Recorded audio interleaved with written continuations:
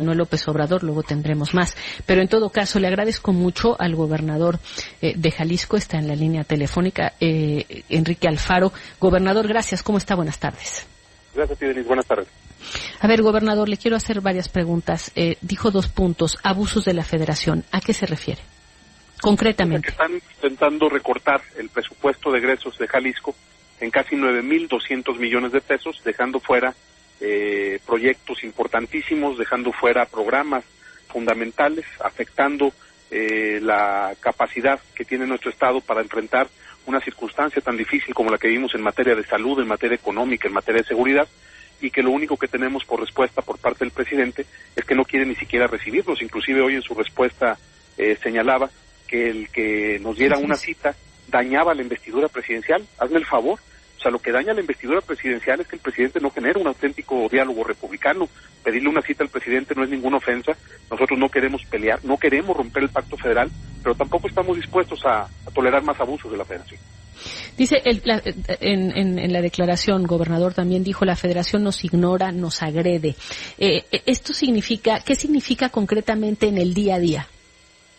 En el día a día significa, Denise, que nosotros hemos intentado, a través del diálogo con los secretarios, como nos decía el presidente, pues hay que platicar con el secretario de Hacienda. Claro, yo he platicado varias veces con él, pero no podemos destrabar una sola cosa. Nada avanza, no se puede concretar ningún acuerdo. Nosotros estamos poniendo sobre la mesa, no creas que proyectos nuevos o agendas que se nos están ocurriendo de cara a la elección. Le estamos pidiendo al gobierno federal que aporte los recursos para cumplir con lo que ya está comprometido, con lo que ya está pendiente de hacerse, que son compromisos además públicos de parte del presidente. Nada de eso camina y bueno, pues el día de hoy, al parecer el presidente lo que dice es que cuando un gobernador pone sobre la mesa un problema es insuficiente para que él pueda atenderlo, que requiere una consulta pública. Hoy nos recomendó ir a una consulta pública sobre el tema del pacto federal y pues lo que yo hice hoy desde Jalisco es decir al presidente que aceptada su recomendación, que en Jalisco iniciamos de inmediato una consulta para preguntarle al pueblo de Jalisco si estamos dispuestos a seguir tolerando este trato de la Federación y permanecer particularmente en un convenio de coordinación fiscal en el que Jalisco pone mucho más de lo que recibe y en el que Jalisco pues está viendo afectados los intereses de nuestro Estado, que es al final de cuentas lo que a mí como gobernador me toca defender. Me gustaría muchísimo aclarar ese tema de fondo. Entendemos que hay menos dinero, pero quiero entender cuál es el fondo del asunto sobre el convenio fiscal. Voy a una pausa, gobernador, regreso con usted. Ya volvamos. Sí.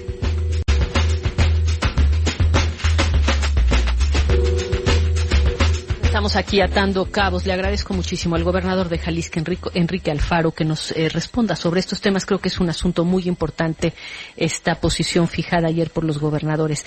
Déjeme preguntarle, gobernador, estamos en una situación evidentemente de crisis, no estamos creciendo y se hizo más reducido el pastel.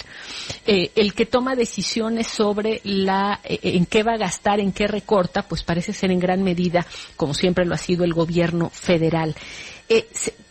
La revuelta de los gobernadores, o sería en contra de esta preeminencia de parte del gobierno federal para determinar en qué se gasta, y que a raíz de que el pastel es más pequeño hay una inconformidad.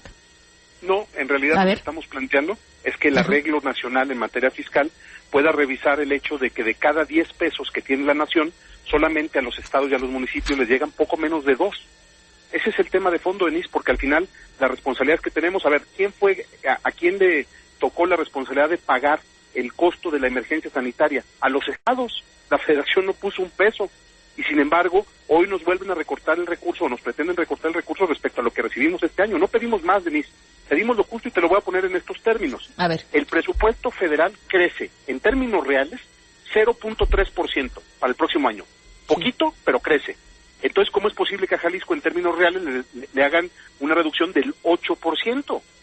O sea, es decir, lo que está haciendo la Federación y que ustedes, disputan, es la Federación tiene un presupuesto y lo que está haciendo es para sus proyectos definidos por el gobierno, está pasando la mayoría de los recursos, descobijando es como ustedes lo sienten, a los estados, como descobijó a otras instituciones, digamos, en el sentido de que considera que es prioritario otro elemento, no darle dinero a los estados en este caso. Y lo que ustedes dicen es, ojo, la recaudación, porque ¿de dónde viene el dinero? La recaudación viene de lo que se produce en el país en todas partes, incluido en Jalisco, en Nuevo León. A ver. Los recursos del país son recursos nacionales, no del gobierno federal. Ese es el tema de fondo. Los recursos y los ingresos que tiene la federación se producen en el territorio, y eso es justo lo que estamos peleando. Entonces, lo que pedimos es simplemente que si hay un ajuste en el presupuesto a la alza, aunque sea moderado, no nos pueden recortar esa cantidad de dinero a los estados, porque nos vamos a meter en un problema muy serio, no en cuestiones relacionadas con el gasto de los gobernadores o los lujos de los gobernadores, no, con los temas sustantivos de la función pública. Simplemente te diría, si no es así, ¿cómo explicarías, Denise, que el día de ayer en el pronunciamiento que hicimos estuvieron presentes los presidentes municipales de Morena? Porque ellos son también afectados. No es un asunto de colores, es lo que el presidente tiene que entender, no es un asunto de agenda electoral. Estamos pidiendo lo mínimo indispensable para hacer nuestro trabajo. ¿Qué tipo de acciones de gobierno, tanto municipal como local, resultarían dañadas por un recorte de esta magnitud? Te doy 3 ejemplos. Están etiquetando 0 pesos para mantenimiento carretero de la infraestructura federal. O sea, ni para tapar un bache habría recursos el próximo año para la SCT. Están desapareciendo el Fortasec, que es la única herramienta que tienen las policías municipales para poder fortalecer sus muy golpeadas de por sí ya estructuras para garantizar la seguridad y la paz.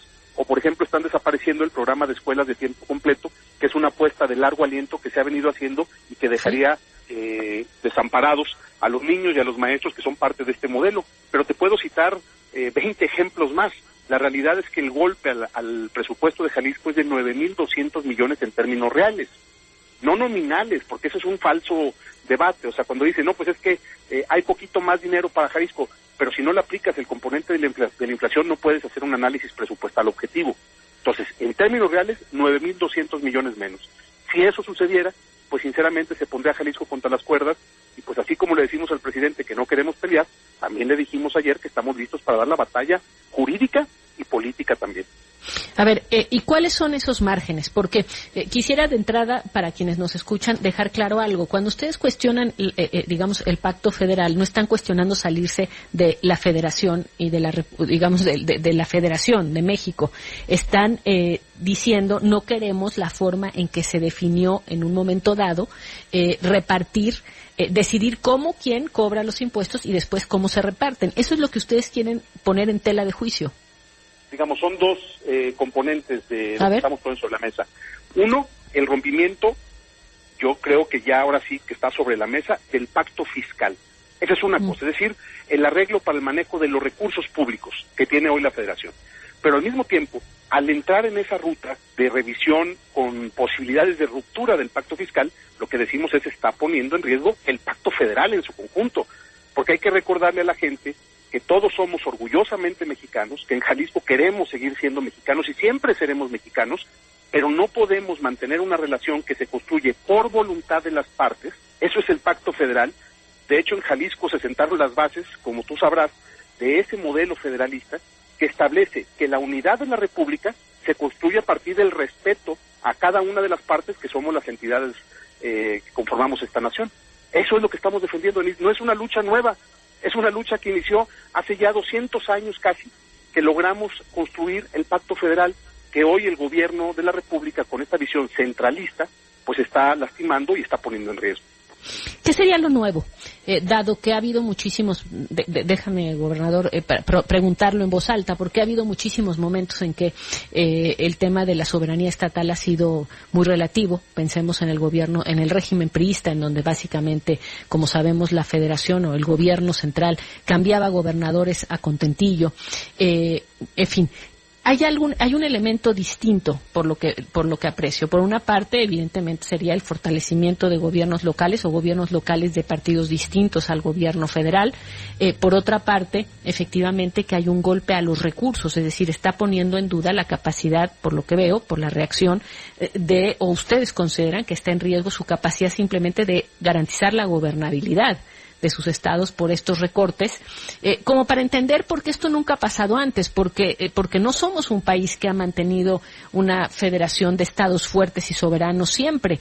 Hubo un régimen clarísimamente que sometió a un centralismo increíble el federalismo, que fue el priismo, y en este momento estaríamos viendo un resurgimiento, digamos, de unos estados diciendo así no nos vamos a dejar tratar.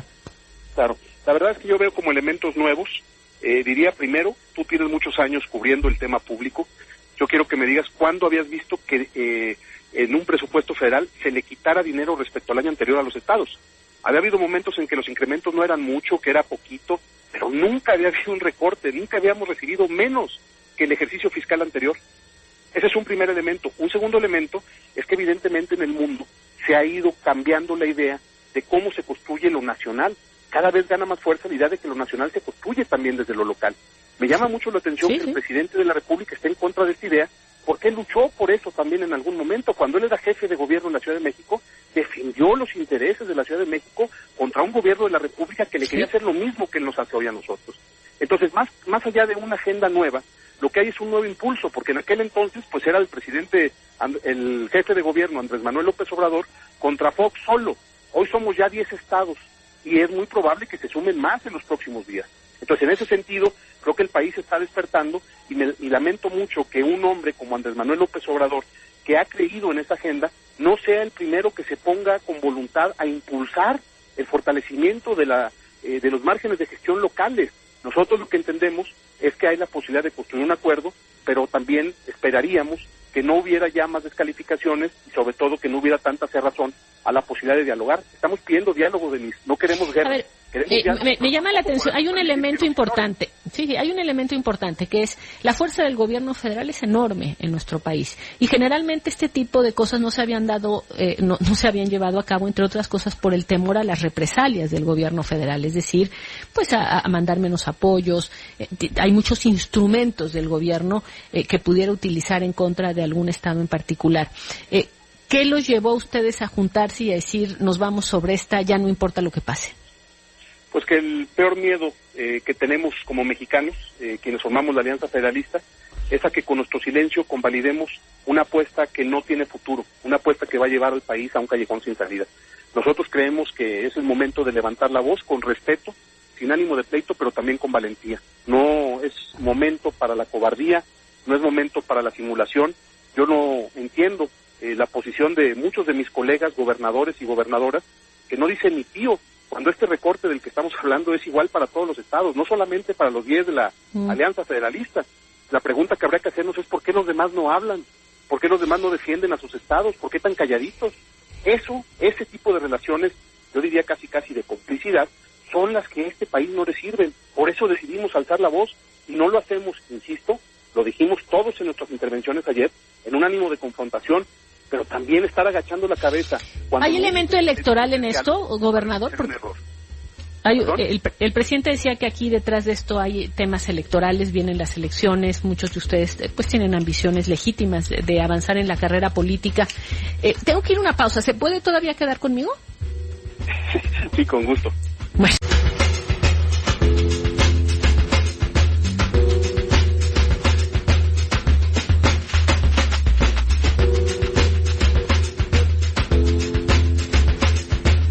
Aquí atando cabos. Me preguntaron varias personas que por qué nos habíamos reído el gobernador y yo, y la verdad creo que, no sé, gobernador, yo me reí porque después de hacerle la pregunta de si esto era el electoral y le digo que si se quiere quedar, pues era como bastante difícil que me dijera que no, y creo que por eso se rió usted también. Sí, no, pero además un gusto estar contigo, no te preocupes, con gusto. Pero nos reímos porque parecía que lo había yo como atrapado sin querer, y de verdad lo digo sin querer. Pero bueno, en todo caso, el presidente dijo, detrás de esto están las elecciones, es electoral, se están movilizando por eso. Pues yo le contesto algo muy sencillo al presidente. Yo no tengo interés, lo digo públicamente, de volver a ser candidato a nada en mi vida. Segundo, yo ya soy gobernador, yo no voy a participar en el próximo proceso electoral, yo estoy defendiendo a mi estado.